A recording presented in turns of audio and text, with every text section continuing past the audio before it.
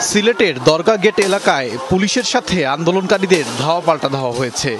এ সময় tear shell ও sound grenade ছুড়ে পরিস্থিতি নিয়ন্ত্রণে আনে পুলিশ।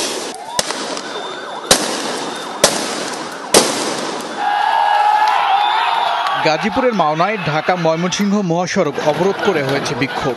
এ সময় দুর্বৃত্তরা হামলা চালায়, চলে ধাওয়া পাল্টা ধাওয়া। আহত হয় বেশ কয়েকজন। 3টি পুলিশের গাড়ি ও একটি পুলিশ বক্সে আগুনও দেয়া হয়। মহাসড়কে আগুন জ্বালিয়ে বিক্ষোভ হয়েছে হবিগঞ্জে। অংশ নেয় বিভিন্ন প্রতিষ্ঠানের শিক্ষার্থীরা।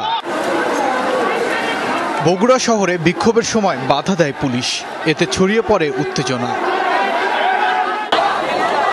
বিক্ষোভ করেছে রাজশাহী বিশ্ববিদ্যালয়ের শিক্ষার্থীরা। মিছিল শেষে অবরোধ করা হয় মহাসড়ক। কয়েকটি পুলিশ বক্স ভাঙচুরের ঘটনা ঘটেছে। সাভারের ঢাকা আরিচা মহাসড়কে অবস্থান নেয় জাহাঙ্গীরনগর বিশ্ববিদ্যালয়ের শিক্ষার্থীরা। ছাত্র জনতার ওপর গুলি করার প্রতিবাদ জানান তারা। এছাড়া বিক্ষোভ হয়েছে সিরাজগঞ্জ, জয়পুরহাট সহ দেশের বিভিন্ন স্থানেও।